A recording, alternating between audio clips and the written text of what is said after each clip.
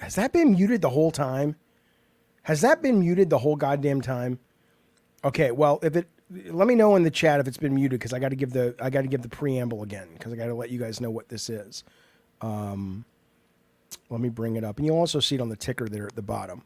But let me know in the chat. I was just saying, oh, it was all muted. Shit. Okay, this is Blue Gamer Blue. God damn it, it's Adam Blue, and he's got a bunch of YouTube good stuff going on over at his channel. All that is down below. And please go on over there and see what he's got to offer. He reached out to me and says, let's do an interview. I says, that sounds great. And so I'm going to turn the show over to him. If there are chats, whether they're normal chats that are really interesting, member chats, super chats, whatever, all that will be at the very end after Adam has gotten all that he needs for his show. And please do go over there, support him. I told him I don't follow a lot of YouTubers, so for all I know, he's fucking, Dr. Disrespect's level in more ways than one. He does have a Tumblr, which worries me a little bit. Who still has a Tumblr at this point? I think there's porn over there. I don't know. I'm not going to click on it, but that's in the link below as well. He's interviewing me. I got nothing going on when it comes to, I don't know this man. He seems like a good egg. Here he is right now, and I'm going to turn the chat off. So if you want to chat, I'll talk to you at the end. Here we go. Boom. Can you hear me? There's that. Sure Look at the set. Look at the background. That's fancy schmancy, pal. No. What's up? No, thanks. So Blue Gamer is actually something I started in the late 90s, early 2000s, maybe. Wow. You've been in it for a while. Yeah, to give some context, I am 40, so I think I'm older than I look. You are older than you look, yes. Okay. It's pathetic. Fuck you. But no, so what's cool is I was, blogging early on, like when that was the thing to do. Me too. Will Wheaton inspired me to blog when I was working on, we hadn't even shipped God of War 1 yet. And I started reading his blog. My mic's about to fall off. And I was like, oh, this is fun. So I started doing it and I loved it. And then, inevitably that leads to Twitter and then streaming and all that stuff. And the video stuff. So then I was making video content for Blue Gamer. And this is funny because this is something that's related to you. Back in late 2000s, early 2010s, this was before Drawn to Death came out, before it was even announced. Okay. But it was that you were working on something. And this was a time where I started pivoting to mimicking what journalists were doing on Twitter and on social media. Because I was like, exactly. I was like, okay, this is then how I'm going to get popular. And and it was funny. And it wasn't like a big deal or anything. You had an interview where it sounded like you were saying you're making a shooter, but then you're saying, no, I'm not making a shooter. And then I posted David Jaffe's making a shooter. And you're like, no. And, just classic, that was great. But it was interesting. It was that time, where there's all this crap on social media. And I got to a point where it's like, I can't do Blue Gamer anymore, the YouTube channel. Like it was a mix of just how people are on social media, or even me getting codes and then feeling like, okay, I need to play every game and stream every game and record every game. You get codes for, you mean? Yeah. Yeah. And then I would just get burnt out. So I then went back to really focus on my professional career, because I'm married, I've got kids. My whole thing was, I'm just going to focus on that. And then it's funny, and I want to talk more about this before, but are you familiar with Gundam? Yeah, it's the thing the little kids play with. You would think so. I know what it is. Yes. So. I'm kidding. I'm fucking with you. Yes, and isn't Gundam in Call of Duty this month, right? Is it Gundam or? Yes, it is, and I want to get to that too a little later. I've seen the giant life-size ones that move in Japan. Yeah, I get it. I was a Shogun Warrior kid. I'm about 13 years older than you are, so I missed out on the sort of import of anime where kids got into Gundam, and what was the other robot way? That was the same thing with me. So I didn't discover Gundam until about 2019, and this was a little bit after Star Wars started disappointing me, because huge Star Wars fan, Star Wars fan, and even my complaints for Star Wars aren't really woke this, woke that. It's really just more of just basic storytelling a lot of the times, or just weird decisions because they're kind of what can we do? And Star Wars, when you think about it, is really interesting because when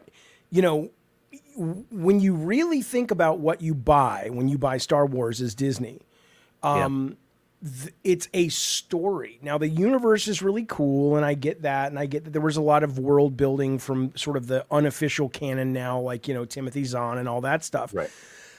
But ultimately, the only thing that I think most people really ever fell in love with, like at a level that would motivate a $4 billion purchase, which is what Disney paid, was the George Lucas Skywalker saga story. Yeah. And anything outside of that is not just potentially great and sometimes even better. But I think that's kind of one of the problems maybe they're having now, is that it's like, wait, what is Star Wars? You know, when you take away Luke's story and his family story, it's just a generic kind of space stuff with a big budget. You know? And people like the lightsabers and the Force stuff. I do too, but I actually originally got into it when I was younger because the space combat. Like I was like, oh, space combat is cool, and that's kind of how it started. But then it was 2019 at a GameStop. I was like, let me buy a model kit to build with my son, my youngest, because I noticed they had model kits there, and they had something that was Gundam, and I was like, okay, I've heard about this. Built it, loved it, decided to look into the show and the movies, and realized, okay, so unlike Star Wars, what Gundam does is it has multiple universes. The consistency is the Gundam, the giant mech with usually a V fin on the top. I was like, look, that's an interesting way to go about it. Are they aware? Is it when you say different universes? Not, you mean more like Final Fantasy, not like MCU where they're multiverses. And, exactly. Okay. Exactly. Okay. Unrelated to each other. And so what I realized from diving more into this was the original Gundam 1979. It's actually really good. It's not for kids, and to me, it's Star Wars but better. So when you say it's not for kids, you mean it's like adult anime, or it's just more of a mature story that more kids of a mature aren't going to vibe with because it's like, I'm not into that. Yeah, stuff. like let me give you an example of what got me into this. Is like, for instance, in A New Hope, Luke blows up the Death Star. That's like how many millions of people, and then they're like celebrating in the hangar. Sure, they were about to. But, you know, that's a big deal. In Gundam, the main character, and he happens to be 15, and they make or 16. They make comments about, why are we having young soldiers, blah, blah, blah. And he actually accidentally gets thrust into this. He knows how to pilot. He's controlling them. Just so people know, these are giant robots with people inside, right? Exactly. They got Amuro Ray. His father built this Gundam. They were being attacked, so he just jumped in it to help, and he took out the bad guys. But what's interesting is the main character, Amuro Ray, then gets a degree of like PTSD. And maybe that's the wrong term, but it's because he just killed someone. Right. So kids are going to be like, what the fuck is going on? They're not understood. And now, this was you discovered this at what year was this? 2019. Okay. So was it weird because you had already had at least your youngest son, right? With a model kit, right? Yeah, he didn't care.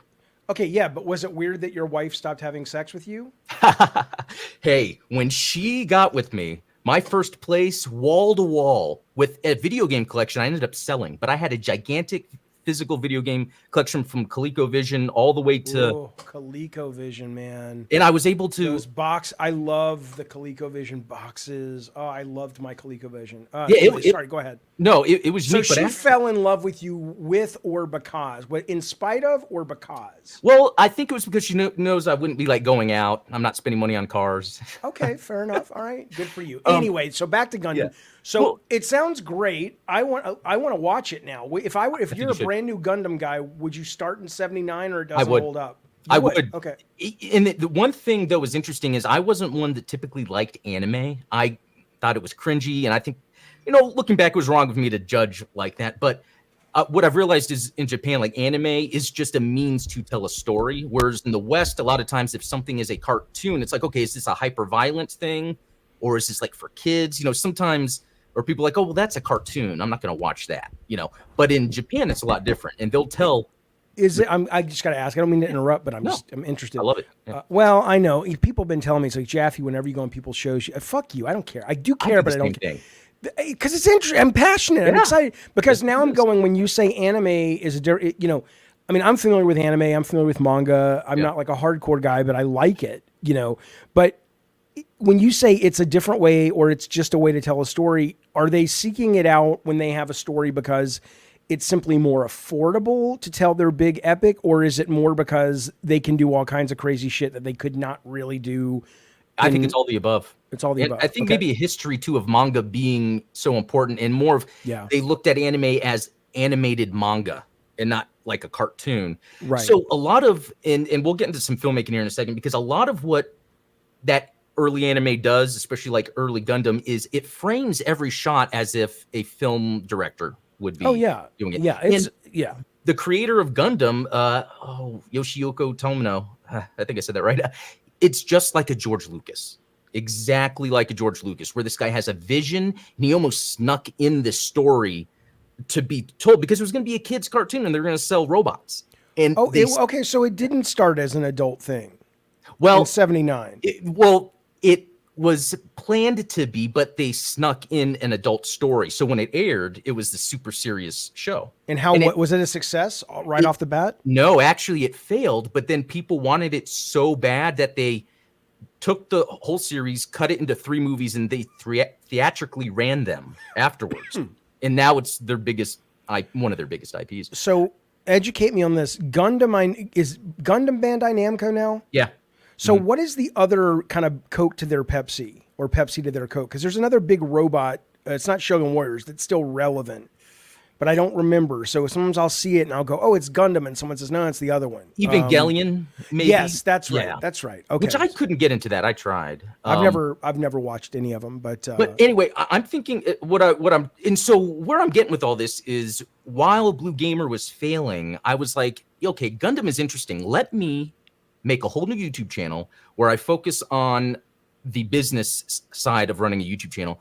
And it's been 3 years. I'm at 7,000, not a lot yet, but like 10 is usually when it, but I've had so many opportunities open up from that. But I've learned so much from this Gundam channel that I decided to go back to Blue Gamer, try to redo all that stuff. Okay, so I got to ask about this, because I'm a YouTuber that's trying to grow my channel and all this stuff. So you had your Blue Gamer channel at first, at least at the moment, you're like, that's not working out.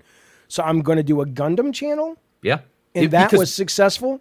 Yeah. And the reason was more niche, right? Yeah, exactly. There wasn't a lot of Western produced English speakers on YouTube that were teaching people about Gundam, because I was surprised how awesome Gundam is. And I never learned about it until I was like 36 or 37. I was like, wow, where has this been my whole life? Because it fills that void of Star Wars. And they still come out with, it is just a couple years ago, they still come out with new movies in that universe. And they're still just the same, like, they don't compromise on storytelling. Is it only movies now, or is there manga and series and all that, or it's just movies? So right now it's mainly movies, but it's so confusing. The main timeline that I like is called Universal Century. Oh yeah, I've heard about it. Shows, and then lately now it's been movies. There's like a trilogy going on right now. The first one came out a couple years ago. The second one's going, but it goes in order of like the kind of in the timeline of. So you see some same characters, sometimes you don't, but it's the politics in the background that are very similar, where it's in the future, humans are colonizing space colonies. So they're not like on other planets yet. But what happens is people on Earth feel oppressed, or people in space feel oppressed by people on Earth. So then there's that where then, okay, we're going to invade. And so the main point that so it's human versus human with robots. Yeah. And so the main thing that kicks it off is the people in space hijack a space colony and send it to Earth, and it causes massive destruction. And that's the start of like this war that happens. So, and these are anime, or I'm sure there's been live action ones at this point. There's a live action in the works, and that's actually another reason I started the channel, because I knew I could, you know, but it hasn't come out. Jordan Vogt Roberts, who did. Oh yeah, I've spoken to him. He did Kong Island, and he's supposed to do Metal Gear. Yeah. And he's doing Gundam for Netflix, right? That's the plan. Yeah. Is it in production yet or not yet? I think it is, just because there's been small things that have been leaked. Like fans like me are like, well, what is this going to be about? There's so many universes. Are they just going to make a universe? But on IMDb, it actually says this is a strict adaptation of the first Gundam.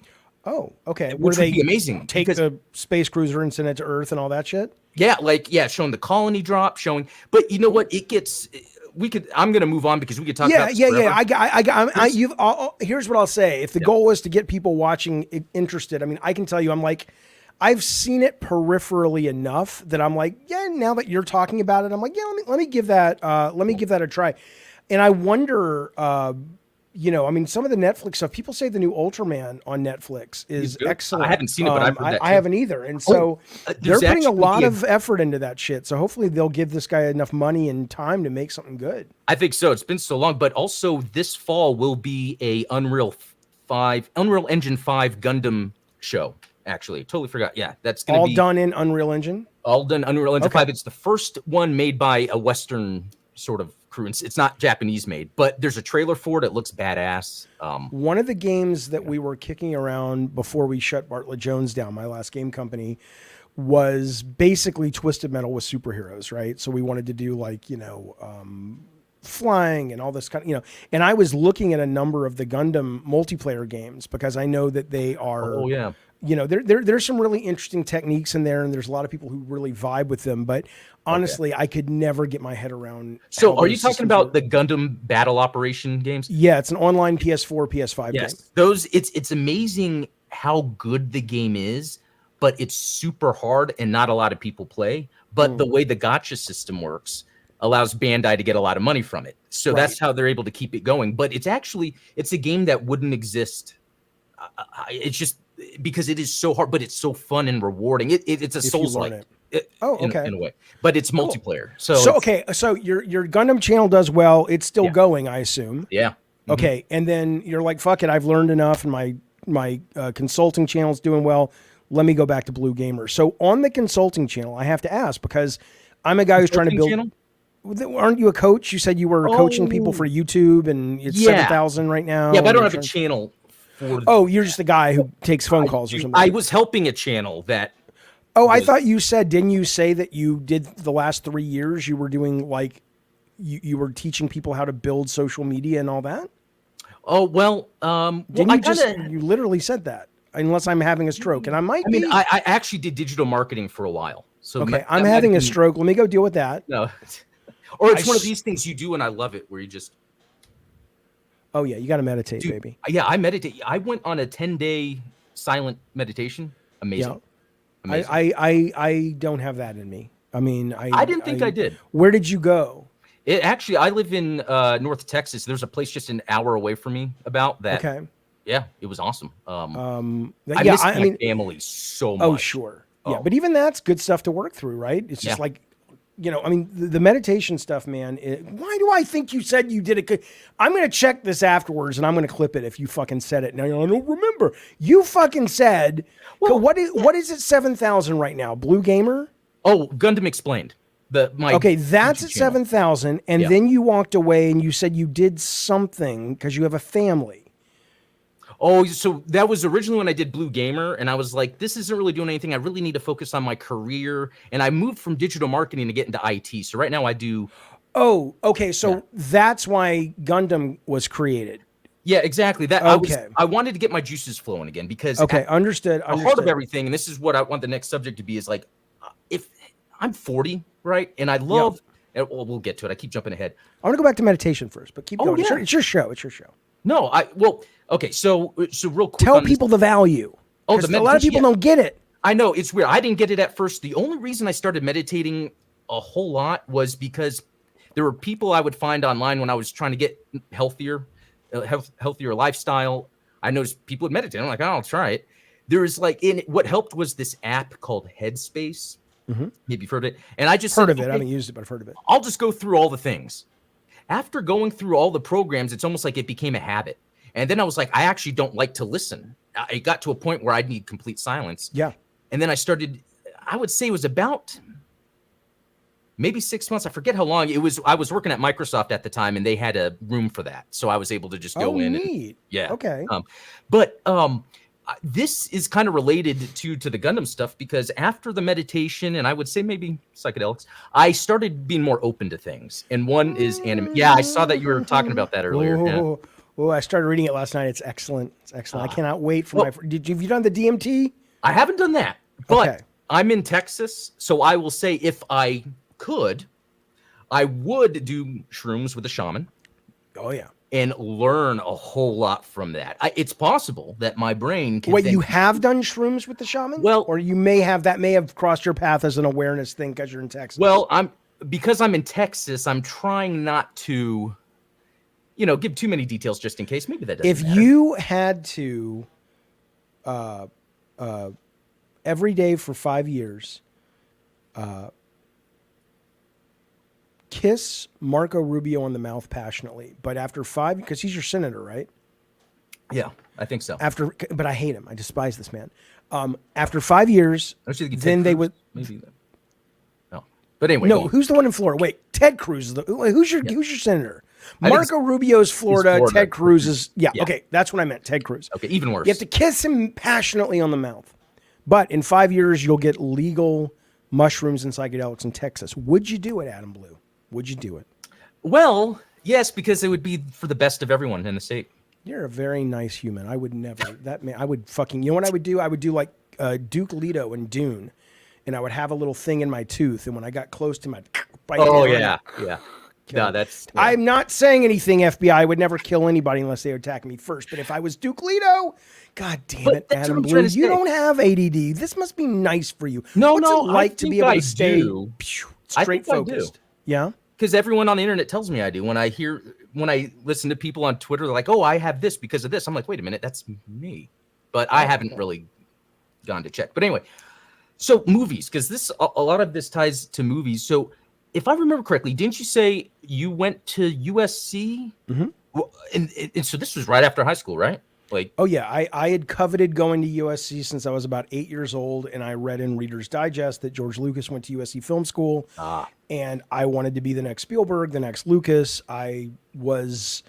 so those are your main favorite directors. Any others? Yes, in real life, but I'm not joking, I'm not being self-deprecating. I had an unhealthy fixation on these guys. I don't mean like a parasocial relationship, like I thought I knew them, but I had amplified and I had put them up on a pedestal, I think, because I had such a crazy childhood that I just, in my mind, I was like, that is the escape. And so they really were kind of not human to me the way I thought of them. I'm not saying I thought they were magic, but I use that as a way to kind of get out of a kind of wonderfully loving, but absolutely chaotic and crazy home when I was a kid. Right. So, so unfortunately, I missed out, on so much that I had to catch up on later, which mostly I have. Whereas back then maybe it's one of the reasons I push back on a lot of these hardcore fanboys, because I get it. I was there. If Spielberg released a movie that even he produced, like Young Sherlock Holmes or something, and it didn't top the box office, I was bummed about it. Like I needed people. Yeah, I needed people in the zeitgeist to talk about Spielberg's new hit or Luke, because it would confirm all of my shit, right? Yeah. And so it was a very personal thing. And in all that psychological problematic existence, it took me longer to discover. I was aware of Ridley Scott. I was aware, of course, of Bob Zemeckis. I was aware of Truffaut. All of these guys. Who? Zemeckis had that new movie trailer. Oh my God. Yeah. Here is that what it's called? Yeah. Zemeckis is weird now because it almost seems like he only makes a movie when he can play with new tech toys. Exactly. It's like, dude, get a fucking script you like, but this does look compelling. So, but anyway, point being though, is I was always a movie obsessed fan. But it wasn't until I got older, like in my 20s, and I sort of let go of all of that need of what they were providing me mentally that wasn't real, that I actually started to discover and warm up to other filmmakers that were like, the fact that I saw Goodfellas in college when it opened, and I wasn't able to be affected by it until I saw it again when I was 40, and I was like, oh okay, my I see what you're saying. That's very interesting. Because I'm like, this is dumb. It's too serious. Where's the fun? Where's the space? I need it. It was that's very unhealthy. Like anime. Very unhealthy. Yeah. For me, like I was like anime, and then I discovered Gundam, and I'm like, okay, maybe anime's not bad. Right. And so I've been going back. You went backwards though. I grew into mature things. Although I have never gotten rid. Clearly, anybody who talks to me knows I still love the. People think they're insulting me when they say, Jeffy, you're like a fucking middle school guy with your humor. I'm like, oh, thank you. No, but dude, so that's something I wanted to bring up too as part of this when this is on my channel for people like, who's David Jaffe? But like, I think it's cool. I'm running for Congress in your area. Who's David Jaffe? Listen, here's the problem. People say, oh, well, you can't, win if you don't, stake a claim on religion. Here's my claim. I don't give a fuck what you are. I don't care. I want us all to be happy, and I want us to take care of each other, and I want more social safety nets so people can get sick and get healthy without losing the job. You know what else I want? I want people to be able to say, you know what? I don't get those fucking people down the street. Guess what? They don't get you either. But you know what? We're all living on the same goddamn cockadoodie planet, and thus let's just fucking get along, you son of a bitch. But, vote for me for high school prom king. That's David Jaffe. Would you kiss Ted Cruz for all that to happen? Yeah, I would. For that, joking aside, sure, there's a lot I would do if I could make people happier in that way. I mean, not that I'm sure there are people that would pay. So sure, Jeff, get an OnlyFans, kiss Ted Cruz, I'll pay $1,000 a day. But I mean, in terms of if I could sort of magically bring about more kindness, I mean, I joke around a lot, and I'm a pretty happy guy, but I am terribly sad about the state of our discourse in this country. It makes me, you know, I'm a guy, I grew up in the deep South. A lot of people did not have my progressive views. But I didn't hate them. I have family that, you know, conservative Republicans. I love them to death. Again, there's a difference when you start going, I want to vote for legislation that hurt people. I want to vote for legislation that makes it impossible for people to get the health care, mental or physical. That's a different issue. I won't tolerate that. But just because you happen to believe this, that, and the other, and I believe this, that, and the other, as long as we leave each other alone in the places that we should, and the other times we're just humans, I got no beef with anybody. Yeah, no, I agree. And that's what is cool about your show. There's not many, like, you know, I like talk shows, but I like video games, and I want the ultimate video game talk show, and it doesn't exist. The video game YouTubers that are out there tend to sometimes, it's the thing where they will speculate on things in a negative and then just kind of go with that for a long time. It makes some money. That's why my YouTube channel is not bigger. And also maybe it's like, yeah, Jeffy, and you're not talented. I mean, I'm cool with that. No. So that's the thing. You are fun. You're able to talk about video games, but also be funny. It's like a Howard Stern, or it's like having the radio show guy that can say comedic things, but then because we're in this video game space and it's a lot of super left people, I mean, maybe they think that make them, but you've got at least on my channel, I get a lot of fucking right wing people. Oh no, you do. I'm just talking about the people, and to finish the thought is like that call you out or have. Oh yeah. Oh, because they think I'm this. Yeah, it's crazy. Yeah, and it's I'm like I'm more progressive than you, bitch. Trust me. And it's like you watch a podcast with someone that's known as a comedian, and they'll say whatever, you know, and it's funny. But it's like sometimes you'll say the funniest shit, and then people will take it seriously and be like, do you guys not get it? The funniest thing, now this is not like a bad thing, but I'll always remember this. You were playing Halo Infinite when it first came out, and there was this scene where John Halo went like really close to the helmet of the other guy, and then you're like, you know what, wouldn't it be great right now if they just took off their helmets and kissed? And then it was never addressed for the rest of the game. You know, I don't know. In my fantasies, it was addressed for at least a week.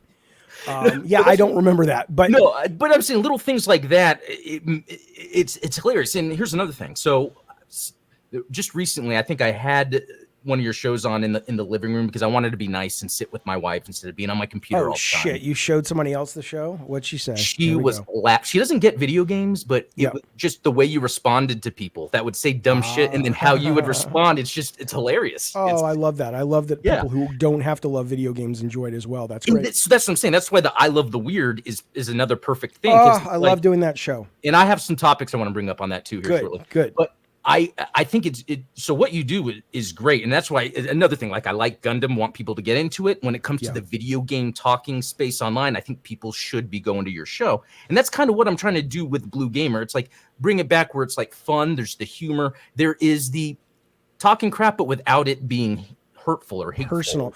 Well, the thing about the thing, and again, I do think I have a number of unique perspectives. One of which is because I made video games for 20 years, over 20 years, and some were huge hits that are still resonating today, and some were mega fucking flops and failures. Twisted Metal, God of War for people if they're watching this on my channel. And then Drawn to Death, Calling on Cars, which you've never heard of because they shat the bed. And that's how you do. I mean, and I drives me batshit, not because it hurts my feelings, but because when people come at me, it's like, well, Jeff, your last game was Drawn to Death. It's like, yeah, bitch, I swing for the fences. And you know what? Sometimes I miss and sometimes I hit. That's how it works. If you only are obsessed with... Oh, I'm sorry. I was saying very rarely do we get a game that it's like there's this concept and it's something that everyone knows, like the Drawn to Death concept. Right. I thought it was even fun.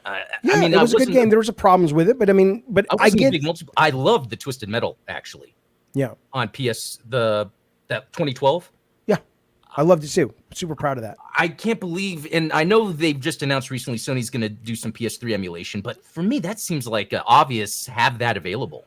I hadn't even thought about that. I would love to see, because I that game, they have to fix one bug or they shouldn't release it. But if they can fix this one bug, I'm so proud of the work the team did and the work I did and everything on that game. And it launched at such a bad time because Sony was about a generation behind Xbox when it came to network. And there was just stuff we didn't know. And when you don't know something, you don't know it. And so it's kind of like, oh shit, all these handshakes that have to happen behind the scenes with the servers in San Diego and the peer-to-peer aspect of the game and the server aspect of the game that's not in San Diego. And, it's all, we didn't have any of that. We didn't have, we were on stage performing the dress rehearsal. And so we really missed the boat on that. So I had never put that together but I think they'll struggle to emulate that, only because there's so much of that behind the scenes network stuff that is so antiquated now because they've obviously redone PlayStation Network and it's a robust system now and it's great now and all that. But back then it was very nascent. Do you ever emulate games on your PC or like PS3 games? Oh yeah. Well, emulate mean do I just play games on my PC that I don't own that I stream? I mean, yeah, I'll go to like PS3 games. I'm just saying, have you seen how that works? Because I have heard about it. But I don't know where to go. People are like, you got to jump through hoops, and I'm not a tech guy, so I don't know how to jump through the hoops. It's not too bad now, but there's this emulator called RCPS3. I've heard of this. Yes. Anyway, there was a Gundam game on there that only came out in Japan, and so the people from the channel were like showing me how I can play that online, and you can like easily have your PSN ID, kind of. It's like for the thing, but I was like, wow, it's crazy that it works that easy. So, and it's kind of interesting because I almost feel like Sony really doesn't want to put any money into anything legacy. And maybe that's just, they think that's the best way to go. They don't have to. I mean, right now there's no, you're only as impressive as you need to be at any given moment. Right. Yeah. So, I was there when Sony was releasing the PS3 and I was in the audience when Kaz Hirai was like $699 for the PS3. And you could hear the groans. You could like, what the fuck is this guy thinking? Are you out of your fucking mind? Especially given the games they just showed, the giant enemy crab and all this shit was crap. But see, this is the thing, right? What I was going to say is I have two unique perspectives that I think, I don't know if it makes my show better, worse, or not, but it does bring a different take to my show. One of them is I worked at Sony and made lots of games for a large number of years.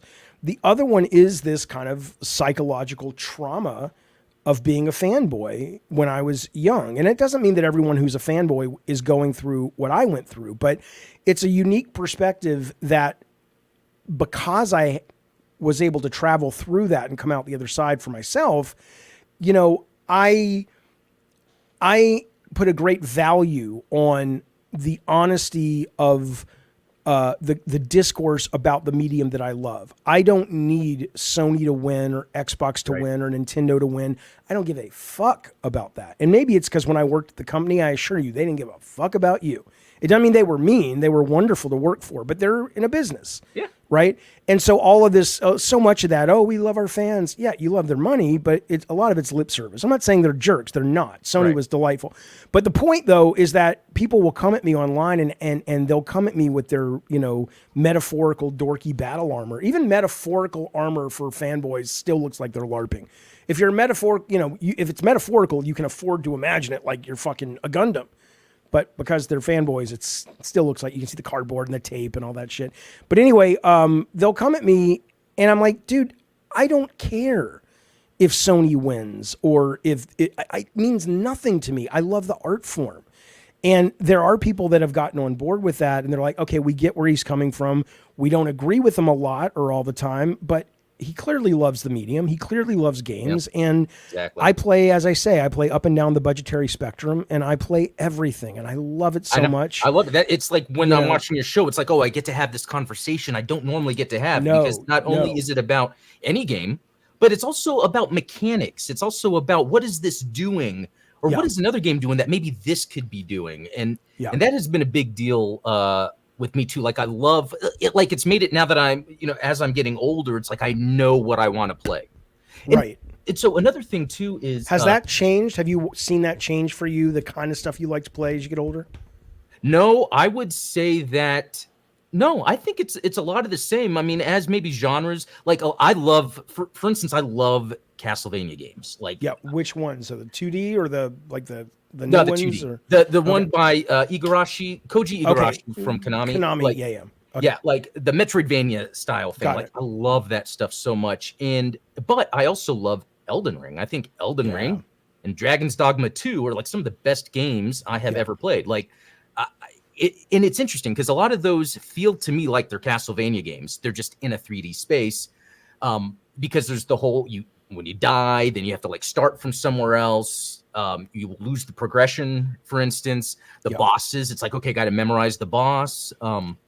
Always leveling up, getting weapons.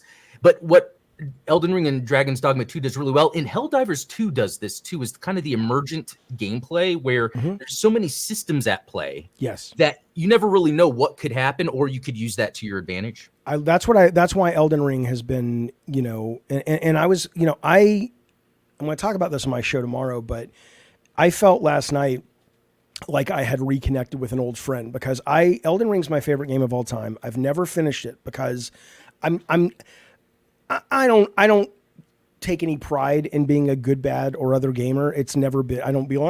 I'm genuinely like at best an average video game player. And as I get older, my reflexes get slower. Right. So I had gotten to a point in the game, pretty late in the game. Like I was streaming it last night, and one of the members said, "Holy shit, you're like double." I was like 150 level or something. And he's like, "I finished this game at like level 60. I'm like, "Yeah, no, I grinded the fuck out of that game because I knew I couldn't beat it with combat skill." And one of the things I loved about it was that, just like Bloodborne, which I beat, which was like, okay, I'm going to have to put on some 80s music and just fucking play in the forest for like 3 days and build my dude up and then go kill the boss. But I got to a point though where I was just like, I can't do this anymore. I got to this guy, Was it the two fat guys? Oh no, I finally got past those guys, the skin peelers. This was the guy, past the guy on the horse up this bridge, up the staircase, and he has a stage 2 where he transfers into this death Malachi or some such thing. I don't fucking know. Anyway, and I was like, okay, half the time I got close to beating him, the other half I didn't. I didn't know why. It was very lucky for me. And I played it on the stream, and they said, "Dude, your stats are insane. What are you doing?" I'm like, "I don't know. I don't understand the stats. I just put everything into this, and I've respec'd it 20 times." They're like, "Look, spec your character out like this, and suddenly I'm loving the game again," right? But that is, and I just love it so much. But that is a game that is, you talk about all these systems. It's wonderful because of all those systems, and whether or not the game needs. I don't think it needs an easy mode. I do think ideally all games will ultimately have a dynamic difficulty based on really smart AI. So everybody gets the experience the director intended, but that's a huge different kettle of fish. But what I do think, I would think it would be hard to defend any of From Software's communication or poor communication when it comes to explaining these systems and how they work, because people are like, oh, and yeah, I know it's there, the information, but it's like going through a spreadsheet and then going down and clicking the right thing and going, oh, this does this. And even simple things like, people who are more into Japan games, like Alexa, stop. They understand like an S tier. Well, I've learned over the years that S tier means that's the best, but most 99% of Americans, if you ask them what that is, it's like, is that below an F, like failure? Yeah. I don't, it's just a lot of stuff like that. And then they said, oh, well, put it into dexterity because that increases how your weapon damage, how hard it hits. And I'm like, oh, I thought that was strength. Oh, no. That affects, along with poise, if you get knocked down and how many hit points you lose or whatever. And I'm just like, and then they're like, oh, and the weapons, some weapons scale and some weapons don't, but these weapons scale based on these particular stats. And I'm just like, you know what? Go fuck yourself. That if that and the same thing applies to Bloodborne. I remember in Bloodborne I played and I got to that main hub where the doll is and she becomes a living. And the hunters. And I'm just like, what am I doing here? And people are like, oh, and and that's not that the game's too hard. And I know that Miyazaki is like, I want to make it a little opaque so people have to work together.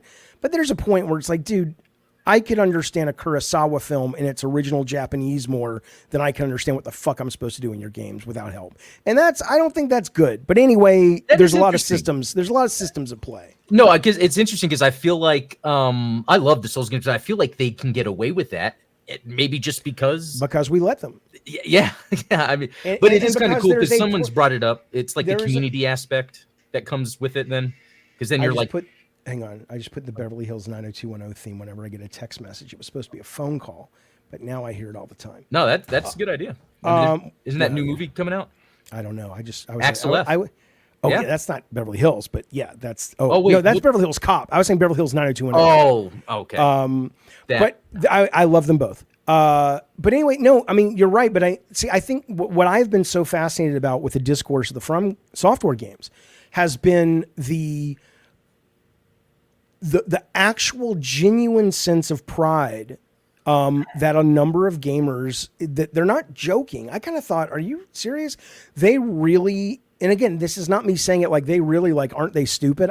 I'm not disrespecting them. I just didn't think that they really thought that was a thing of pride. I'm just like, it's a game, man. But okay, it does take skill and it does take intelligence, just like chess or anything else. I'm not mocking it. I was so surprised. And the reason I bring that up is when we talk about how could they keep getting away with making such complex systems, I think part of the appeal of those games for the vocal group that promotes them online is that gatekeeping and is that let us just have one thing that's for us. Right. And in that, I think they're willing to overlook things that aren't simply difficult and challenging, but are genuinely poor design onboarding video game design. Yeah, onboarding. That's a good way to put it. Because any stats I would put in, starting with Bloodborne, that was the first one I beat, and then I went back, but I didn't know what the fuck. And then I would really look up. It's like, well, I want to use this weapon. What's the best way I should upgrade it? You know? And that's the thing. It's like the level of confusion and so last night I had been dealing with this boss for a month. And then I gave up with the whole game. Mm-hmm. I was like, I'm not even playing the DLC. Fuck it. And all it took was one guy, hardcore Souls guy, Awesome Tatum on my channel. Yeah. And he says, just, here, do these stats. Okay. First time I went back in to fight the boss, I got it down within like one hit of death, the whole thing, instantly. And then I got a little nervous. I'm like, what the fuck is happening? I almost killed him. And then it took like 3 more times and I killed him. And then I went and I killed the horse that I was stuck on for a month, the guy who guards that boss that I just ran past. And so the point of this is that I'm a relatively smart individual. I'm a relatively educated individual. And they're both very different things. But between the two of them, and I've also designed video games with stats and level up systems. And I'm smart enough to understand, if you put this into this, it increases the ability or decrease. I get the idea. The only thing I was missing is it communicated it poorly. And I'm like, okay, if I'm struggling with that and all it took was somebody to say, put the things in the right category, it's a problem, man. It's a real problem. And I don't care. I don't give a fuck what these fucking fans say. They're wrong. And I'll tell you something else. Here's how we're going to know. Elden Ring was massive. Elden Ring's my favorite game of all time. Yeah. Massive seller. My theory or my guess is a lot of people bought it. A lot of people shelved it relatively quickly because they got hyped on the hype and the reviews, and they got hyped on George Martin and all of that shit. And a lot of people who bought it expecting, I like Zelda, I'll play this. Yeah. But it's a grown-up Zelda, are like, what the fuck? So, and you saw today that Elden Ring or From Software came out with a patch because everybody was complaining that... Yeah. And I'm not saying it was too hard. I haven't played it. And but they kind of made it easier for the beginners. Figure out, I guess, how to upgrade something. Yeah. And again, after the guys on my chat explained to me why it actually isn't hard, it's just a mentality you have to come in with. Even that is like, well, where's the line between a designer going, I know this is trolly, but I like that what I do to the community because it's almost like performance art and it leads to a almost cultish relationship with our software, and going, yeah, but we're spending, $120 million on this fucking thing. Do we really want that many people returning it to the store or to Steam when they go, I can't walk 5 feet without dying? And so I think the fact that they came out with a patch today is really the first time I've seen them kind of, I don't know what Almost they're doing. walk back. I don't know if they're saying we were wrong or, oh, of course it's too hard, we fucked up. Or they're like, yeah, we like it that way, but now we're so much in the big leagues, we can't afford to be making those cult decisions anymore, although that's what got them to be in the big leagues. So it's kind of a tough situation. And so I wonder if maybe they're seeing the refunds. And maybe, because I think we don't know. I mean, that's the thing we always have to be clear on. All this is pontificating and bloviating. We have no clue why they did it yet. Maybe they'll never let us know, but it stands to reason. In one thing, I think they had some stats come out that was less than 40% of people got to the point in Elden Ring that they could then do the DLC. Oh, right. Yeah. Even to like get to the point where you can activate the DLC, there were less than 40% of people who even got to that. Yeah. Interesting. Hey, but let me ask you, I forgot if you said, did you like Breath of the Wild? I loved Tears of the Kingdom. I never finished it. I don't like 3D open world Zelda games. I mean, I like them. And Tears of the Kingdom is incredibly impressive. My mind was blown by the freedom of that. It's a completely different type of game. I don't even consider that Zelda as much. Only if you've played Zelda Link Between Worlds, which is the official sequel to Link to the Past. Yeah, on the 3DS? Yes, which is probably my favorite Zelda game of all time. Where that you go was the against first the wall. Yes, but that's also the first Zelda game where they said, here's the dungeon, solve them however you want. Every single dungeon can be solved regardless of what items you have. And so there were multiple, and that was where I first kind of saw them experimenting with what we saw in Breath of the Wild. And then ultimately it just blew up with Tears of the Kingdom, which is just filled with, I'll try this. Fuck, it worked, right? Yeah. That's brilliant. But I've never liked the pacing of the 3D Zeldas. And I think for Mario, that kind of cipher or that kind of just blank slate of a character, which is Link, works for Mario. But in a game that's competing with Elden Ring and Dragon's Dogma and all of these richer characters and lore, the Zelda stuff just almost feels like you're watching a puppet show. Yeah, and it almost like an emptiness where you're almost kind of filling in context for yourself as you're going. And I get I get the appeal of that. It's just it's not for me, and the pacing troubles me. But I love the 2D Zeldas, and the new Zelda where you're playing Zelda that they just announced last week, Echoes or something. Echoes of the Wind. Yeah. Super into that. I love the art style. The mechanic looks really fun. Creating echoes and solving puzzles however you want, depending on what echoes you have. It's very cool. Yeah, I agree. And speaking of the announcements, to be honest, I was pretty surprised with Sony and Nintendo's and Microsoft or Xbox's announcements. Considering I still feel, and I don't know if you think it's different, the industry is still recovering from COVID in multiple ways. Not only people you don't think so? There's a point where it's like, okay, we all suffered through COVID. Well, I'm just talking about games that might have been in development. Yeah. Oh, wait, are you talking about, you're not talking about the development is suffering? What part? I thought you meant like just the cadence of release. Yeah, that's probably part of it too. I bet that affects it. It just really seems like the things they announced this year were kind of like more of an expected rather than like, oh, wow, that's amazing. I remember like when Shenmue or whatever that thing when Sony. Oh, when they did, they had Last Guardian, they had Shenmue, whoa. And none of them sold worth a damn though. So and the budgets have gone up. Yeah. And so, if you want your mind blown, seriously, it's like, I say this all the time, people get pissy at me, but whatever, I don't care. I mean, I care because I'm like, I'm not lying to you. I'm not being a dick. So I guess I do care on that way because I'm like, I'm not fighting you on this. It just happens with every medium. The more money that things start to cost, understandably, 99% of the time, the more people have to be cooks in the kitchen to sign off on those huge investments. And you're going to get less chance taking. You're going to get things that have to travel outside of the home territory, which means they have to make things a little dumber in order, not because the other territories aren't as smart, but because translation and everything. Yeah, trying to broaden that. Yeah, you want not just sort of conceptually broaden it, but also just language. You know, to release a David Mamet movie like Glengarry Glen Ross in China probably is like, what are they? You know what? So part of it's that, but.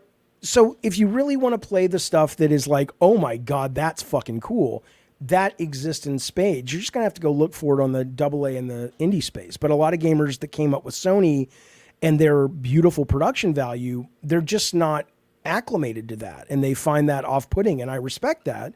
But that's how it's going to be, just like movie aficionados and stuff. It's like, if you love movies, that's great.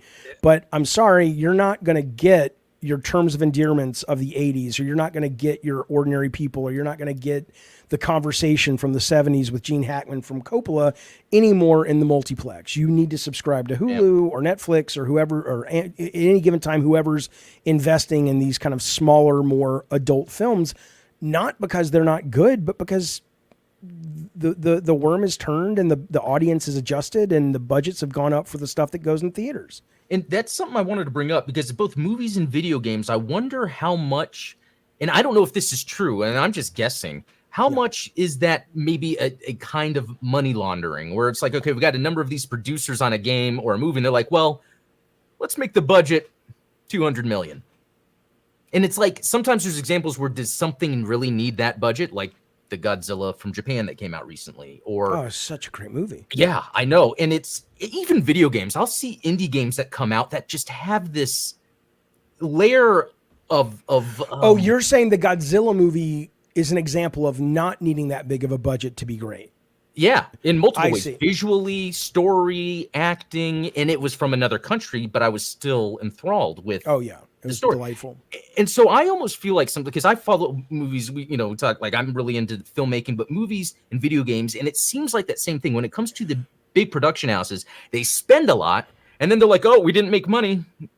I don't think it's money laundering, although I'm sure in some cases it is, but I think more than that, it's, it's a bizarre type of risk aversion, right? So if we can, there's stuff that you can see. If we hire, even though, and I got into a big argument about this with somebody on my stream a few months ago, and I'm not saying anything like, oh, Jaffe, that's really interesting. It's like, anybody who talks film knows this, but this guy didn't agree with me, that the days of the movie star are over, you know, and at least compared to what I came up with and a little bit of what you came up with. To me, I remember going to Westwood in college, and that was when all the theaters were in Westwood by UCLA. And all it took was Julia Roberts to be in a movie. It didn't matter. It didn't have to be Pretty Woman. It did, she could be in a movie like Sleeping with the Enemy or this love story thing where Campbell Scott was his first movie and he was dying, whatever. And lines would be around the block because it was Julia fucking Roberts. That does not exist anymore, right? Same thing with like Jackie Chan. Like, and they would import any of his movies because there was an audience. And I actually met him. One of the greatest moments of my life. Nice guy. Shook his hand in a Target. How about that? Now, he happened to be doing a book signing. But okay. I was gonna say, I mean, I like Target. One of the most relaxing things is to go to a Target Greatland because they're huge and no one's ever in them. Like when I go, and it's just so relaxing just to walk and. Oh yeah, that's something we do. Yeah, Super Target. We go just kind of walk around. But and just also, but so Jackie, Jackie Chan was one of them. But I mean, I mean the one he opened to a niche. But I mean like a Tom Cruise back in the day or a Will Smith back in the 90s, early 2000s. It was so. My point is that it's not just the director fees or the actor fees. It's the effects, it's the license fees, it's a gajillion things, the production value, because I think they're hoping one of these things hopefully will be the magnet that brings people in. And I think with games too, and I think we are seeing it flip a little bit because I saw a survey that came out from Game Developer Magazine or Gama Sutra, whatever they're called now. And they said that they asked game developers what their top 10 problems with the industry was. And number 3, at 41%, they said the budgets are too high. And these are the people that get paid which is why the budgets are really high. But even they're recognizing, you know, do we really need, you know, all of this stuff? And to me, the idea I bring up a lot on my stream, and it's like anybody watching this from my stream is probably like, Jesus, Jaffe, we've heard it. I know. But it's such a great example is when about 4 years ago, 5 years ago, whatever, Naughty Dog put out a video on the PlayStation blog about their new procedural animation where you were able to kind of run around, and instead of just playing a canned animation or picking between 3 animations when Joel slams into the wall because he doesn't turn the stick fast enough, there's now this much deeper procedural animation between like 50 mocap sessions that will tween between 4 of them based on the physics of the way the guy, and it's just like, you look at that and you go, that's just tech porn at this point. It's not that it's not impressive. It's not that if you're making an engine like Unreal 5, hey, we should put that in there, of course, to compete with Unity or whatever. But as a single title where the budget goes to that, and that's just one example, but the AAA is filled with that. I think, you know, it's wasteful because look at what the audience plays. They don't care. Roblox. There are some people that care, but even Insomniac came out and said in their leaks, the numbers that we spent on Spider-Man 2 compared to Spider-Man 1 were so high, and we don't think most people saw a big enough jump to merit that jump in money. So I think it's nice to see the change, but it's slow coming, and it's vulgar, the amount they spend. Yeah, so. And at the same time, it's crazy the development tools anyone could have. So my youngest is 11, and even before he turned 11, he was already making VR stuff for his MetaQuest. Like, he would just open up Unity and he's just researching on YouTube. Okay, how do I make? And then he side loads it into the MetaQuest, and he's made his own VR world. And then it's amazing. And so I was saying how like I've always wanted to be a filmmaker, but what am I actually doing to do that? Like I don't know, but I love video games. So another thing is there's this guy, Midnight Hatter. It's another YouTube channel.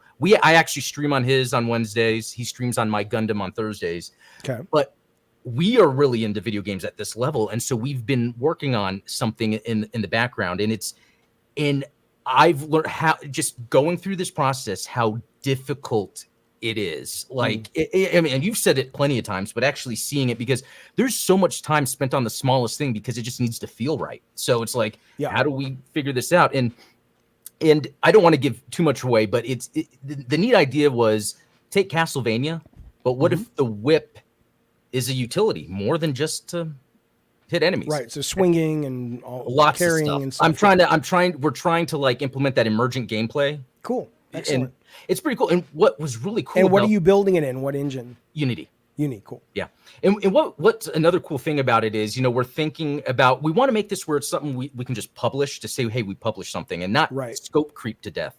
And one thing that came out of this is I also like producing music. I've recorded some things in the past, but I've never really took it seriously. Even for my own channels, I don't make my own music, but like seeing how far this game was, like the buddy I worked with, what he was doing, like I got way into the music production, started making music, and I'm like, I can see this. Because music to me is a big deal. I feel like that's part of the atmosphere a lot of times. Oh yeah, depends on the game, but sure, absolutely. Yeah. Absolutely. And so yeah, that's very interesting. Do you ever listen to like just video game music? Only the stuff that is metal. I get it. No. Yeah. Well, good stuff. I listen to, when I do put on music to work to, and it's not like pop music or whatever, I will, and it's video game music, it's usually if it sounds chiptune-y. Yeah. Like the only soundtrack I've listened to that's just a soundtrack that you wouldn't know if it was from a game, I think the Starfield soundtrack is just insanely good from that game. But it sounds like a movie soundtrack. Cinematic experience, yeah. So, but in terms of just like, there definitely have been a handful of games through the years that are cinematic soundtracks and games that I go, I probably would like that on its own, but I don't, usually if I'm listening to and I haven't listened to sort of John Williams, James Horner, Hans Zimmer stuff. I used to listen to that all the time to work. 13th Warrior? Was that James Horner? That was a great soundtrack. That was John McTiernan directed it. I don't know who the. I think it was James Horner. Yeah, but but it's weird. I used to listen to that stuff to work all the time, but I don't anymore. But I love it. I mean, I respect the shit out of it. It's amazing.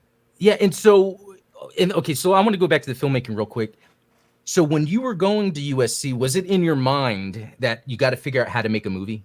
Oh yeah, I mean, not through USC though. I made movies just somehow. from the, Just I made that's how movies it all- when I was a kid. I mean, when I was like 8, I was making yeah. my first movies. Right, they were Yeah. terrible, but I was making them. And I never got into the film school. Right, I worked at the film school, but my grades weren't good enough. And you know, again, I was obsessed with Spielberg and stuff. So while a lot of kids, even though I got into USC, a lot of kids wrote their essays to get into film school about, oh, I'm, you know, this refugee that we came over from, you know, Guatemala, and my mom worked 2 jobs, and I want to make movies about that culture. You know, that's the stuff a liberal arts college that cost what USC cost was vibing on. I was like, here's how I want to improve the Hollywood car chase, right? That was my essay. They had no time for me because you're like, you're just a, you know, you just want to be a cog in the wheel. I'm like, no, I want to own the fucking wheel, but I still want to make commercial movies. Anyway, so, but in that time though, I worked at SC, at the cinema school. So I had the keys. And so I made movies on a lot of their facilities. A lot of the students got pissed at me, but I loved it. I was a freshman and I made a movie, and we were shooting, I'd gotten the keys and just commandeered a classroom and a soundstage that they use, but it was late. Nobody was using it, so nobody cared. And Spielberg and Lucas were on campus at some fundraiser, and we took a break and we went over and said, hey, you know, let's go meet Spielberg and Lucas and ask them. And we met them and they were nice. And I was just like, hey, we're shooting a movie where your limo is parked, because it was parked by the cinema school. On your way back, could you stop by, you know, and say hey to the crew and cast, and it would be cool. And they, lo and behold, they did. And so the next day, or that was a Saturday, so Monday, when the cinema school got wind of it, it was like, first off, he's not even in the cinema school. Why is he using our shit? And why does he get to meet Spielberg and Lucas, right? So it was awesome. It was so much fun. You did the thing. I mean, that's what I'm saying. So I was going to do it by hook or by crook. I didn't need a piece of paper saying you're in the film school to make films. Yeah. But again, not because I'm some, you know, because I was so mentally desperate to get that golden ring that in my mind I had created to mean more than it really was, that on one hand, you can applaud the nobility and the drive and the work ethic, but know that, like a lot of people who are successful in certain things where they apply that kind of work ethic, a lot of that work ethic and stuff comes from a place that's not very healthy. And usually when you get healthy, I do think when people worry about, oh, I'm going, you know, I'm a writer and I'm a comedian or I'm this and I'm going to go to therapy, and yeah, it might make me happier, but it's going to ruin it's like, yeah, it might. Yeah. Because a lot of people's creativity comes out of their pain. Yeah, that's a good point. That's something I've always struggled with, because I feel like I've always wanted to be creative, but I've had a relatively easy life, you know. And go over to Gaza for a few weeks. You'll come back ready to make an Oscar winner. Well, so then did you, when you were transitioning to gaming, and I guess that started with like QA at Sony? Or was there? I had sold actually a couple of TV shows to one to Universal and one to New Line Television, which is now part of Warner Brothers. And I was waiting for those to take off. They never did. And in that, I needed a job. So I just looking for something. But did you feel like a connective tissue and creative freedom in a way? I mean, I know. Well, yes, but not because that's what was offered in the job. I just needed to pay the rent. And I'm like, I need something, and this looks like a lot of fun. And I mean, I was sending resumes out to that. I sent a resume out to be a receptionist at the USC Dental School, just anything that was hiring. Wow. But they called me, and I got the job. And I think, like I said, I don't think I remember I had been at Sony for a couple of years, and I was home in my apartment in LA, and I remember that was the first time I had this voice in my head that was just like, I think you're in the right place. Like, I think you're going to do something meaningful in this space, you know? And I've had that voice about four times in my life. And it's been kind of, I'm not a guy I understand success bias. I understand, you know, that people will embellish stories, not just to themselves, but to people they tell them to. I am always very careful when I talk about that to not act as if that's a normal thing for me, or, hey, if you hear a voice, just go for it. It's the universe. I don't fucking know. And have there been voices I've heard that because they didn't work out, I've forgotten? Probably, right? I don't know, but I can tell you though that there were 4 times in my life where the voice was loud as it could be, and that was one of them. But when I first got there, I was just like, oh, these guys do creative work and all that, those tools are around me. Well, I'm here 9 to 5. Fuck it. If I work really hard, I'll just use their shit and I'll be Spielberg of video games. I just needed that out, right? It had nothing to do with the medium.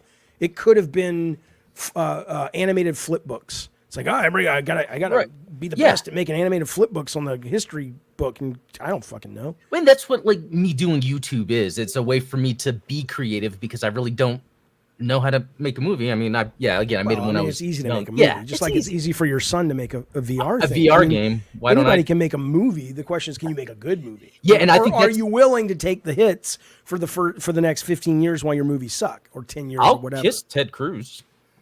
I can make it happen. Okay.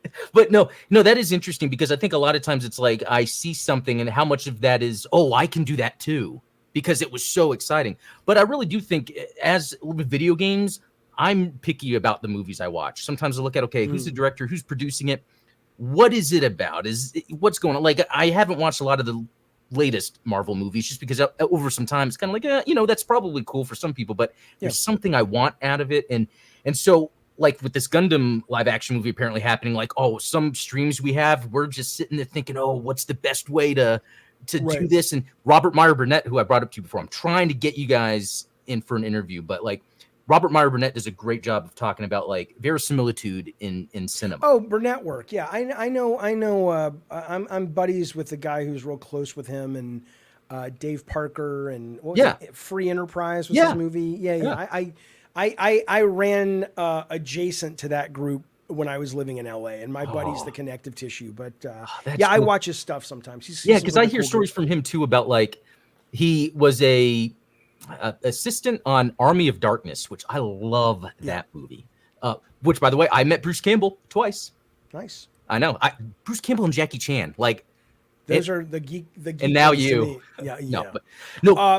The Burnett is, I'm trying to think, because he's also kind of in that John Campna group. He'll sometimes be on John Campia's show, yeah. Right. Do you ever listen to Backstory, the magazine, the screenwriter magazine? No. It's a podcast, but it's also Backstory is a magazine. My buddy, who I went to school with at USC, is editor-in-chief, but he has a podcast for years now where he brings on the writers of all the biggest movies, and they just talk about how they got into the business and their structure of how they write and the structure of the certain movie they're talking about. And it's incredibly entertaining, but it's also incredibly valuable if you are considering being a filmmaker. So I highly recommend it. Yeah, I feel like it's something that will happen eventually. I'm just constantly working on this stuff. But, to kind of go back to the filmmaking thing, I think that's what's really cool about God of War when that came out, because that seemed like it was making a game cinematic without pulling you away from the controller, I guess is the best way to put it. Like, because I think, and it's since then that Sony, and I don't know if it's because of God of War, but Sony kind of doubled down on that kind of cinematic approach. God of War, I think, was certainly one of the inaugural class that really made it clear to a certain type of game publisher creator that was a viable path. Absolutely. I mean, it wasn't just God of War. I mean, I think Deus Ex, God of War, Resident Evil 4 had come out the same year. Oh, yeah. But certainly I'll along with the team take the flowers for being one of the handful of games that really did, I think, usher that in for good and for bad. I think Sony leans on it way too much now. Yeah, they do. As a huge God of War fan, those new ones, just, it's the pacing. I'm just not using the controller a lot. Good. Yeah. I need to do things with my hands. Otherwise, watch a movie. But that's me. Yeah, I know. You know what? So we've been talking for a while. I don't know how much more time you have. I don't know, what time is it? It's here in Texas, 6:30. So whatever, 2 hours. 4:30. I got 30 minutes. Okay, talk for 30 more minutes. Let's do some weird. I love the weird stuff. Yes. Do you remember the other day you were showing that UFO? It was the sphere that had it looked like windows on it. Yes, that people were saying is a weather balloon. Right. So there's a video. I don't, and I Just so you guys are clear, because they're like, why are we?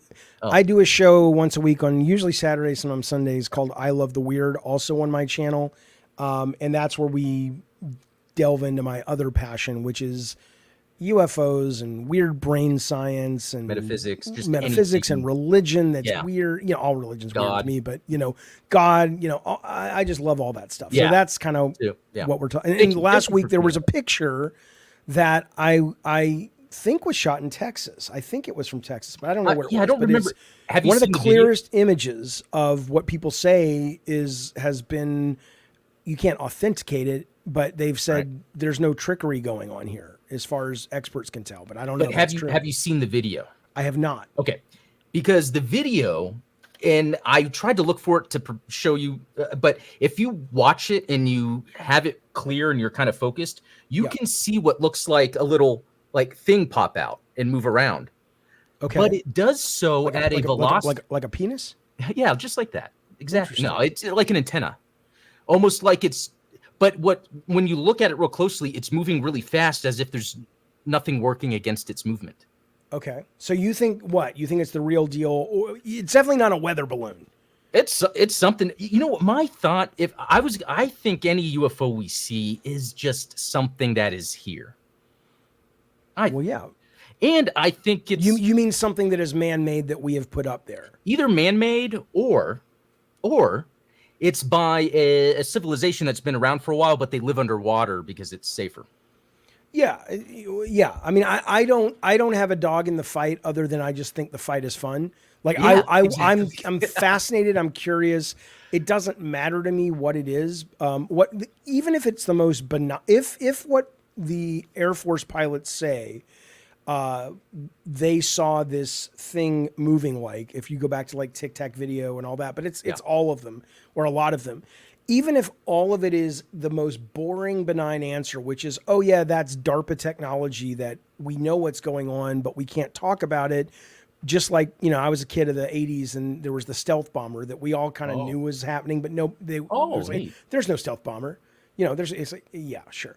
But, and obviously there is, right? And the other day, I don't know if you saw the Google photo of the manta ray, which is like this underwater drone submersible that the military has. It looks like a giant manta ray, and Google Maps caught it. And then the government went in and I don't think they can force them. I don't know what the relationship is there. Yeah. Because you kind of get into First Amendment issues or whatever. But all I can tell you now is it's no longer there, and it has been filled in with boats. So if you look up Google manta ray Google Maps photo, you'll see the before and after.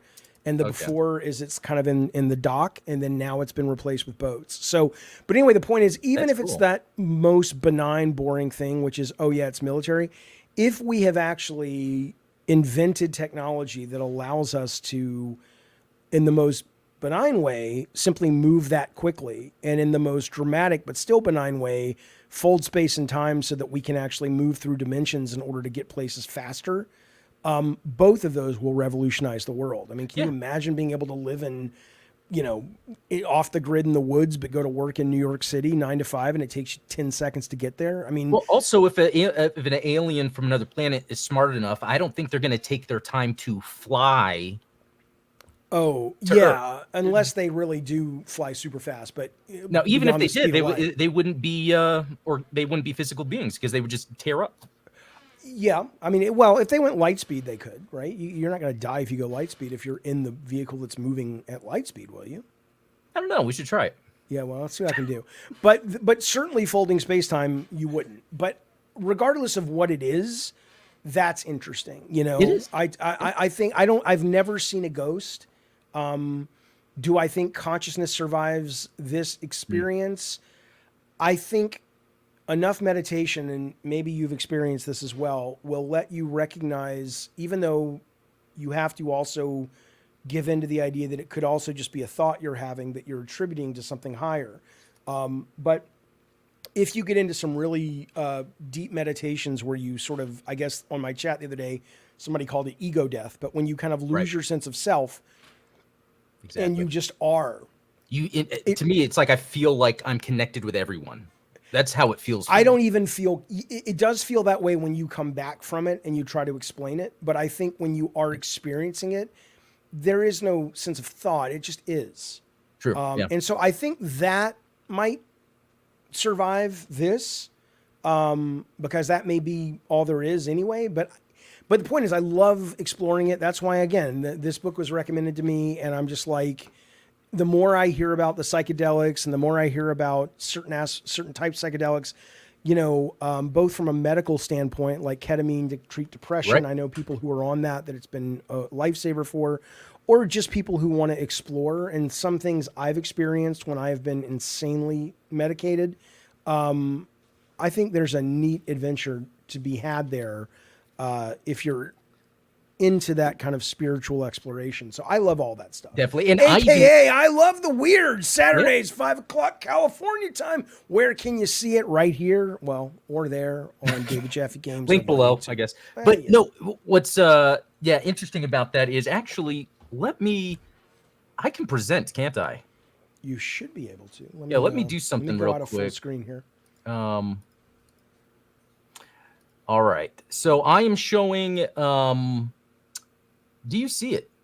UnchartedX.com or YouTube. When I came to this channel, to this screen, I happened to glance at the chat because I have it on full screen. We have a guy named Midnight Hater. Oh, Midnight Hatter. Adam Hatter. Hatter. Yeah. Whatever your fucking name is, pal. He drops a super chat. Thank you, buddy. He says, Adam's one of the most genuine guys on YouTube. Love talking Gundam and gaming with him. Thanks for having him on. Absolutely, Midnight Hatter. That's cool. Great guy, great channel. Check him out. Game dev.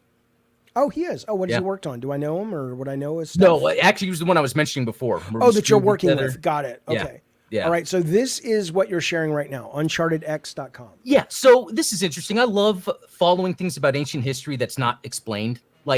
I love the idea that there might not be an answer. But the biggest smoking gun for evidence of an advanced ancient civilization, we don't even have to say aliens. You mean on Earth? On Earth. Or in general? On Earth. Okay. Yeah.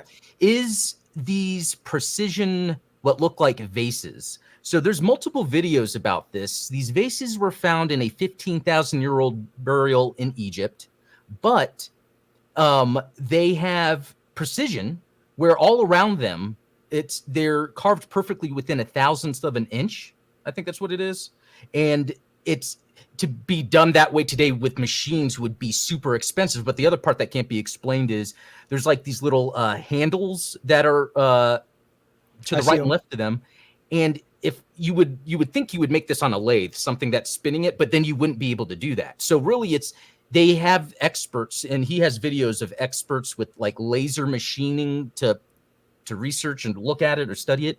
And it's unexplained how that could be 15,000 years old. Like even today, it would be hard to put together. So that to me is a very fascinating thing. I can send you this link if you want to check out the videos.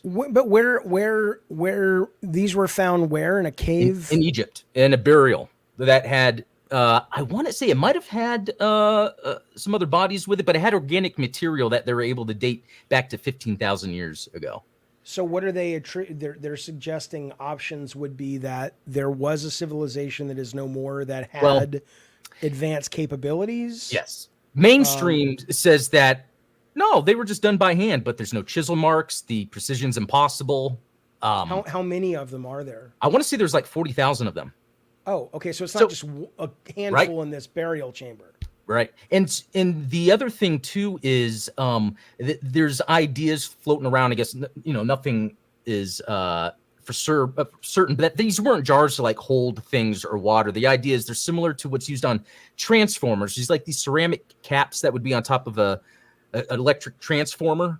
And they're thinking that could be a way to harness electricity. There's a lot of potential speculation that electricity was a widely used thing in ancient times, but well, I never trusted that Ben Franklin. I knew he was ripping somebody off. He was pretending he discovered something. Yeah. I mean, it's interesting. I don't like people that are skeptical as a part of their personality trait. Like I'm skeptical only because I want to believe so much that in that I refuse to be taken for a ride because I'm too busy looking for the real thing. and I'm not saying this is that, but like I know, and I have no knowledge of this at all, so I can't speak to it at all. But Sure. it just reminds me of that Netflix show that was going around. I know Joe Rogan talked about it. Graham Hancock's. Yeah, and a lot of people were like, see, and I went, and I'm like, oh, I watched the first episode. I'm like, that's pretty compelling. And then I went, and inevitably, it's like, here's all the ways that is debunked by people who have actually gone to college and have been practicing archaeology and engineering and architecture for, the last 40 years. And it's not that I don't believe there are possible, even potentially probable things that were here that we don't have evidence of.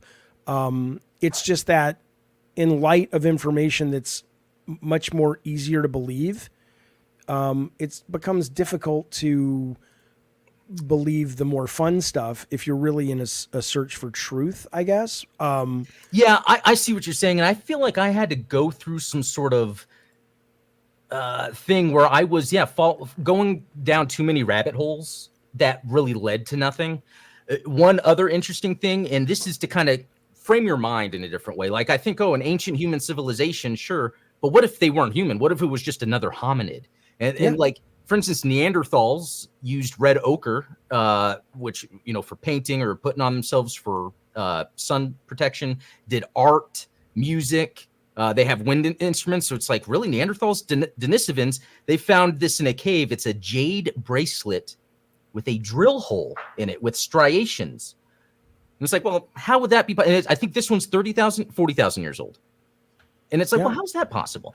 I mean, the other thing to think about, though, is it's like, okay, so these civilizations 20,000, 40,000 years ago were able to have machines to engineer stuff down to that level of minutia, and potentially even in order to trap electricity inside, but they weren't capable of leaving behind any kind of record that could survive that amount of time to say we were here. Good point. It could be maybe we have to look into myths in all the books around the world. Part of it could be maybe some of that information is purposely being hidden away. So that would be the only thing that would be the only thing I could that would make the most sense in terms of if this is absolutely real, that they don't want people to know, because I'm like, you can do all that, but you couldn't create a record that survives, And think about this. There's evidence, too, about a cataclysm that occurred 12,000 years ago. But it's evidence from the people that were here that were writing about it in a way that's like is written about in the Bible. I mean, like have you heard of the Younger Dryas event? No. So this is where it then started becoming more real for me, other than what's in a Bible. Like I even was super, super atheist for the longest time. But the Earth went through a period about 12,000 years ago where ice melted like rapidly, and there's areas around the world where some other researchers can show like water channels just dug out immediately out of the ground, and that would only be due to like water erosion, large amounts of water erosion, kind of showing that the whole Earth went through something, and some say it's a comet impact, a solar flare, something caused some sort of reset, and maybe we lost all that knowledge. I mean, that's a great tragic How many story. years ago was that? 13, 12, 13, 11, 12, 13,000, something like that. So we have evidence of dinosaurs from 65 million years ago, but a comet hits and there's not a shred. There is. There's actually this type of. What is it? Because it can't be a jade bracelet. I mean, there's a crater, and this is actually on NASA's website too, because they think it might have shifted the poles a little bit. A crater that is about 12,000 years ago. Oh, I'm not saying there's not evidence that there was an impact. I'm saying where's the evidence that there was a civilization that was wiped away because of that reset? True. It could be they went underwater, bunkers. Like, so the rich now have bunkers they can hide in. What if they did back then and they're underwater? Here's the other thing I will say. And as much as people want to say, China or Russia are socialist or whatever, I could be wrong. I can't speak with much authority on this, but from my very limited knowledge base of this stuff, I don't think there is currently, if there is a country in the world that is socialist, I don't think it's a country with enough of a footprint to have this data. I even like Sweden is not. Sweden's like a democratic socialist or whatever, but Sweden gets closer. The reason I bring it up is I wonder how much, if you could say, okay, the majority of the world is taken care of if they get sick, the majority of the world can feed their family, even if they don't, work 3 jobs in certain parts of America, sadly, or whatever. And we weren't so purely dog eat dog capitalist. I wonder how much of these kinds of things would fall away and what would be left behind, because so much of it is hard to know when it's a grift, and so much of it is hard to know whether you're talking religious televangelist or you're talking somebody who just wants to sell a book on Amazon self-published about I see demons, right? It's like I don't have the arrogance, and I also have the imagination to hope what they're saying is true, but I also know that you're selling a book. Like even Lou Elizondo is coming out with a book. And I'm like, well, I get it. You have to make a living, and I'm excited to see what you have to say, but you kind of forfeit a little bit of your integrity if you're, if you want to write a novel about something else, cool. But you're writing a book about UFOs, of course you want, Bob Lazar is a good example. He doesn't do anything. He kind of stays in hiding. Yeah, I just saw him the other day talking about a number of people that he worked with in the 90s were killed because they tried to come out and disclose some of the stuff that they knew. So I am not a skeptic. I am not a skeptic. I am not saying, and it wouldn't surprise me either. I am not saying it's not happening. I'm just saying that I don't want to be, you remember like the Amazing Randy? You got the sense the Amazing Randy got off on debunking this shit. I'd prefer not to debunk it. I want to believe it, but I want to believe it so much that I respect the fact that it's got to be true enough. That's why the UAP Congress hearings have me so interested, because why are they bothering with this? Right. I mean, even when you hear them talk about why they're bothering with it, there are trillions of dollars unaccounted for being spent of our tax money. Yeah. Even if that's the main reason that they're interested, fine. It's going to lead somewhere interesting. So I love all that stuff, man. Yeah. I love the weird. Yeah, I'll send you some stuff so maybe you can cover it on a show. But you know what? I think this is the last thing I wanted to actually bring up real quick, gaming related, because I meant to bring this up, is kind of the future of how people are playing games. Because, like with the ROG Ally, Nova Legion Go, Sony, and even Xbox, they can portable handheld. I really think that's going to take off more than we think. In fact, I think it would be, so here's something that's actually on my channel. I built a custom DS. So like when you turn it on, it has the touch screens and all that. And this is just a cell phone controller, but it's one of the best ones made by GameSir. Red Magic has one too. It's like the same thing, but it feels like a good controller because of the grip. Okay. And so I was like, you know what? When I play games, I want to do it the way I want. Best controller, best setup. So like I just built this for DS, but I can easily see Sony or Xbox, they come out with just a tablet, an 8-inch tablet that you can then plug in. Maybe different companies come out with controllers, or they come out with controllers that could be different types. Another way to make money through accessories. But also the big thing, and I actually have another little handheld that does this, is how this just docks like a switch into into a TV. I really think if, especially if these companies want to keep their services sticky, make it to where anyone could take it with them wherever they go. And I would be very surprised. I mean, we've already heard Microsoft. I don't think dedicated portals make sense, especially now that phones are out there. I don't think even the Switch is a portal, but you can dock it with your TV. I don't know what the percentage is of like how many, what's the percentage of people who play it docked almost exclusively versus take it around. But I certainly think that they innovated with, and not the first ones, the first dock I ever had was a Macintosh lapbook that I could bring home as a laptop. And then I came into the office and I slid it into the dock and it was my desktop. Right. Yeah. So, I mean, but to see that in games, I think is great. I think I don't think anybody would be stunned if the next PlayStation, certainly Xbox, gets into that kind of stuff. I'm a big advocate of streaming because I have great experience streaming. I know that's where it's ultimately going. Stadia worked for me.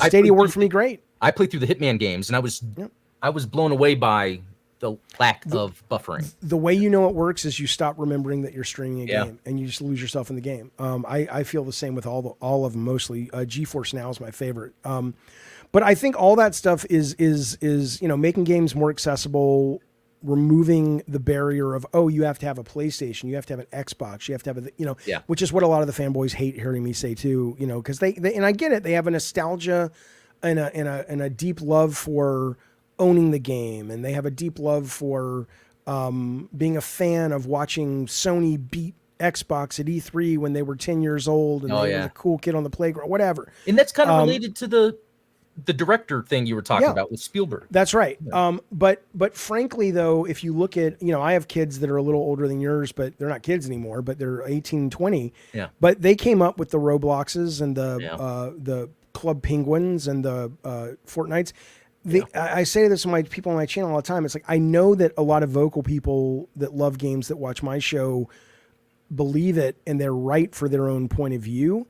But from a market standpoint, today's generation doesn't give a fuck about owning games. The whole console war thing is going away. It's and the physical thing. My kids have never been like, you know what? I wish I owned a copy of Fortnite. Never come out of their mouth once. That's why I ended up selling my entire collection. I was able to get a house actually shortly after that. Not saying it was the whole amount, but no, I know. But I mean, that's what I tell people now. It's like, I remember walking around San Diego Comic-Con right after Twisted Metal 1 or 2. So I was in the industry. Sony had a booth, but games weren't anywhere close to being what they had become and have become and whatnot. Whereas now it's like there's a whole video game section, collectors, retro. Yeah. And I remember seeing somebody selling some Atari games and Nintendo games, NES games. And I was like, I wonder if games will ever be like comics where you should collect these things. And obviously they have, of course. But I tell people now, it's like, dude, physical's going away. People know that, but it's like, if you want to invest, do two things. Whenever McDonald's has like a Happy Meal that is geek based, like, it's like, there's one back there that I got from a Happy Meal that's like, from Multiverses with like Batman on one side and Finn from Adventure Time on the other. Whenever there's like or Mario, anything that's pop culture based from McDonald's Happy Meal, go buy it, buy 2 of them, put it in a box.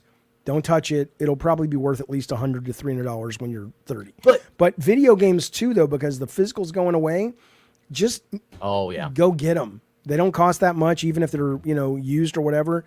You're going to be able to sell it, even if it's just an Army Men game from 3DO. It doesn't matter. It's the fact that, oh my God, it's going to be unique in the future. Yeah, and it's not even like people. It'd be like vinyl. No, it won't, because vinyl you can play on any record player. Where are you going to fucking play a game from the CD. PS3 for? I mean, you can't do anything. Kids will look at the CD and be like, Yeah, exactly. So it's cool. It's a cool time. I like the change. A lot of people push back on the change. I think the change is fun.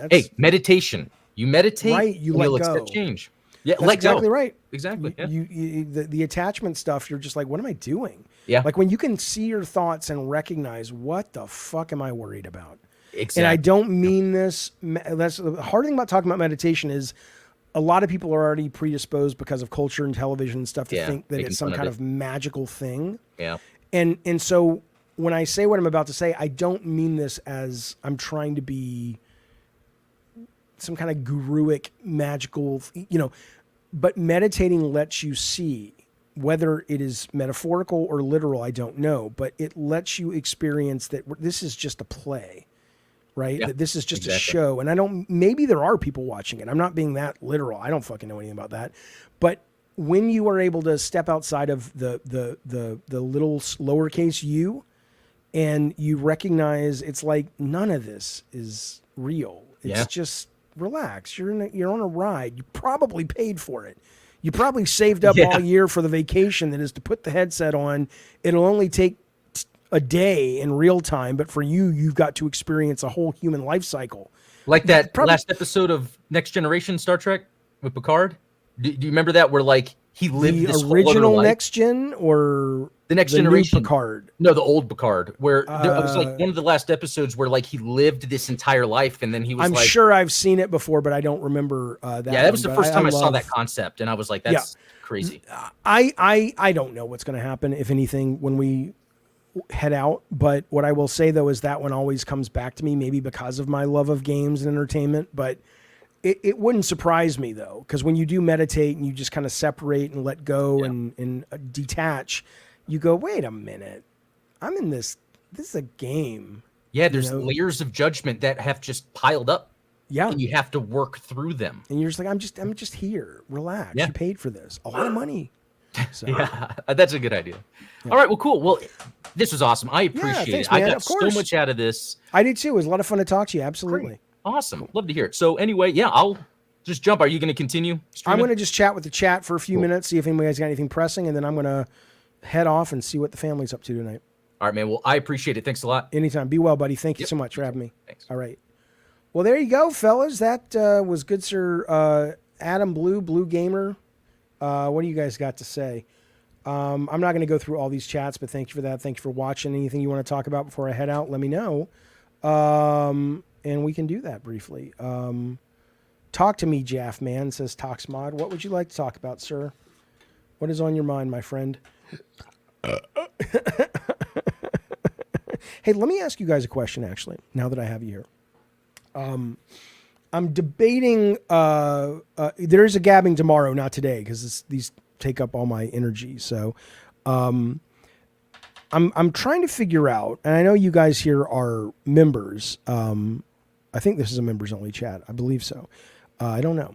But I'm trying to figure out if I were to make this change to the show, and I'm going to be streaming a lot more frequently starting Monday, meaning I'm going to try to stream. I'm not going to tell you because I'll just disappoint you and let you down, but I'll stream a lot more. If I were to make one of these two changes, which do you think would motivate someone to be more consigned to saying, I'd like a membership over there? The first one would be Gabbin' and Games. You watch the live show, you get the live show. You don't have to be a member. After the live show's over, if you're not a member, you only get like the first 30 minutes as a free video. And then if you want to see the whole show, you have to be a member any tier. Or do it more like Colin does it, where even though he doesn't do live shows, the live show's live, everybody can watch it and comment. Afterwards, it goes behind a paywall until the next live show, and then that one becomes free for everyone. And it just kind of rolls from, there's always one free available, but the newest one are always behind paywalls. What do you think? If you watch it and you chat, obviously that makes a lot of sense. Like but most people who watch the show either real time or after the fact, most of the audience doesn't chat. Most of them just watch, which is great. I'm not bothered by that. I'm just saying that I can't use that as the carrot to get people to consider subscribing, even though it is for some people. But you got to be there at the right time when the show's on, So the community interactivity is what I'm paying for. Awesome Tatum says you need motivation to see it early. The 30 minutes is a pretty good incentive. So, so between cutting it down to like let's say 15 to 30 minutes after the live show, it's free, then you have to pay for the rest of it. Or, see, I think the 30 might drive people away too, Awesome, only because most people probably don't watch. I know how, the average person watches 30 minutes of the whole show. So it probably makes more sense to make the timing one more of the incentive. Like, hey, you want to watch the most latest one, Gamer says a free preview sounds doable, then get a membership. Your membership is definitely worth it. I'll be upgrading. Oh, well, thank you very much. I'm glad you feel that way. Make the Clips channel. I'm even starting to walk away from the Clips channel right now. I think, like, if you look at what on the latest video, and this is inside baseball shit at this point, fellas. I don't mean to bore you with this. It's just on my mind because I've been working on it. If you go to the latest Gabbin' and Games from, I think, yesterday or whenever it was, I'm finally putting in a very detailed time code with chapter headings. And then that way it's like, I get why people might want clips, but if they become to count on the fact that they can just go to the full video and they know there's tons of minutia of the time code, that may be better. Be consistent, have special interviews. Gotcha. I'm adapting the porn business model. The problem with the porn business model, though, is most people, I don't know what the conversion rate for people who watch porn is. It would never occur to me why, if I ran Pornhub, I'd be like, why would anybody subscribe to this? I really don't understand it. I get why you would use it. I get why you would watch it. But when you're done, why do I need... The last thing I want to do is reach for a credit card and then what? I can watch How long do you guys watch porn for? Jesus. I don't know. Mutemo says, tell me about it. Right. I mean, I'm not saying it's not a problem for people who work in that business. I'm just saying I don't understand it. Right. Knub says time codes on videos makes clip channels irrelevant. Right. And I don't want to build a new clips channel. I would rather just say, look, these things are going to be time coded within an inch of their life. That'll work. We'll see how it goes. Anyway, so, all right. I was just curious. Anything else before I head off into the sunset? Let me know. I'll be around on Discord for another hour or so as I'm wrapping up the day, though. So if you want to chat or need anything, I'm over there.